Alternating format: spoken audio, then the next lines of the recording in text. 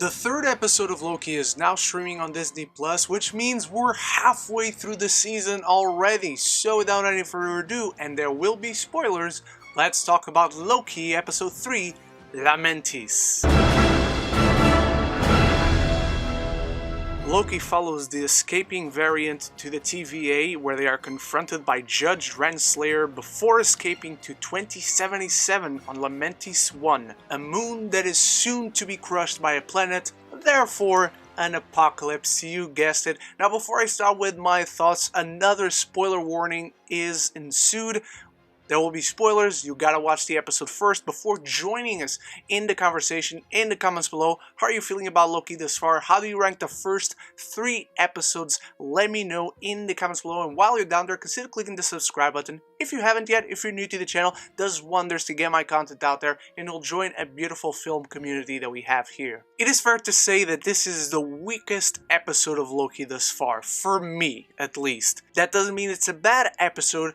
I feel that by the end there's something lacking on it, but I really like the unfolding of proceedings in this one. We start right from where the last episode left off. We follow Sylvie, as she reveals her name to be in this episode, Lady Loki, as she is questioning one of the members of the TVA, played by Sasha Lane. As we saw last week, she was under her control, and we see them at a bar near the beach drinking margaritas, which is just very weird.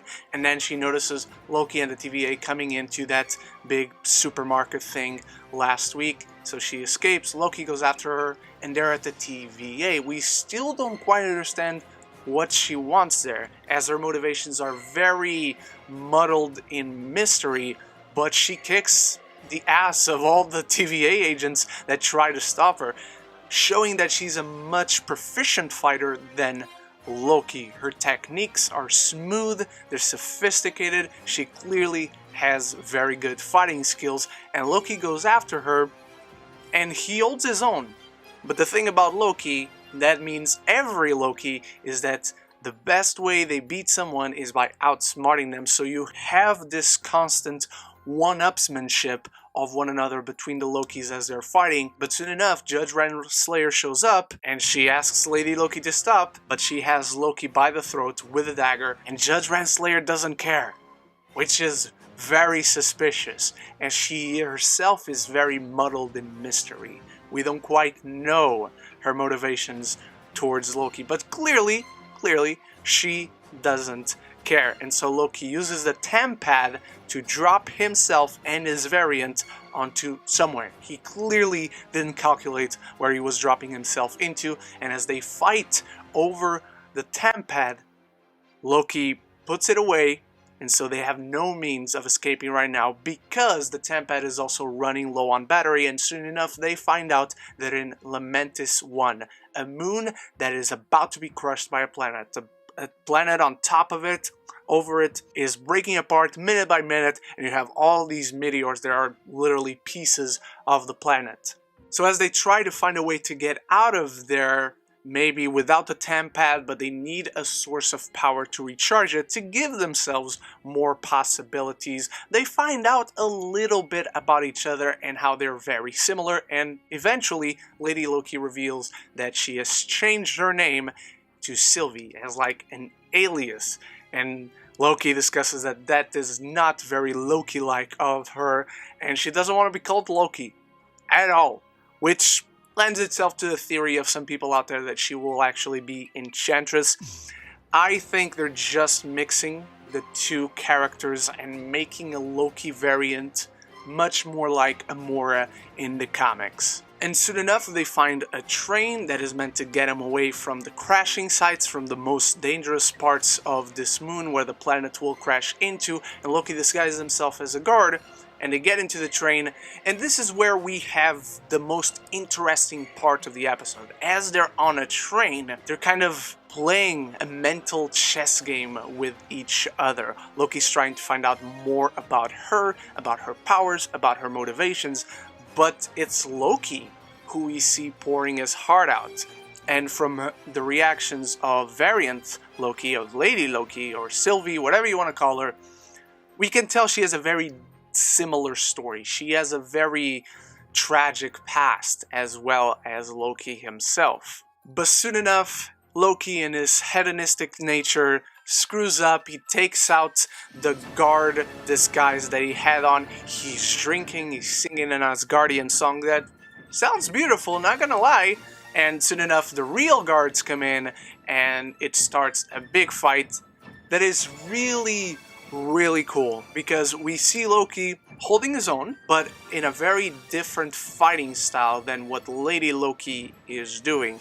Eventually, both of them start to get overwhelmed because each of them is fighting 2 guards at least, and 2 guards throw Loki out the window in the moving train, and she immediately goes after him because he has the temp pad. But as soon as they get up from being thrown off the train, or jumping off the train for her, the temp pad is broken. So now they're basically screwed.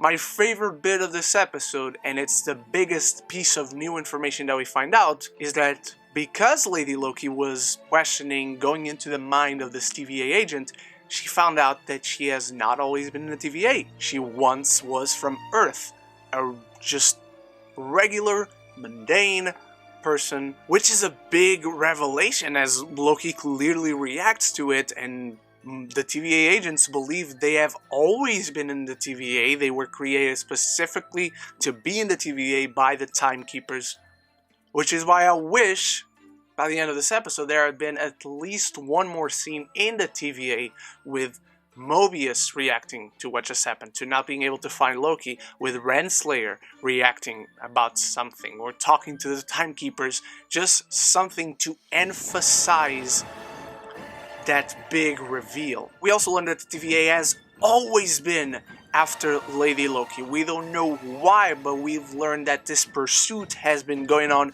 for a long, long time. And so Loki and Lady Loki head on to this city, and the planet crashes. And it's big, it's bombastic, but as they're trying to make their way out of that city, a lot of guards are there, the same ones that were on the train, and we see Lady Loki and Loki fight them on, but it's a really cool one-shot where we see them using the same kind of techniques, same kind of fighting styles, and it's very similar. They're basically mirrors of each other in this moment, but as the planet crashes, they lose hope, and Lady Loki walks out. I needed something more in this ending, gonna be honest. I needed something more in the TVA. I wish we could have seen maybe something with Mobius specifically for him to react at the events of last week, of having lost Loki. Maybe he's feeling that he was proven wrong, that Loki lied to him, that Loki betrayed him.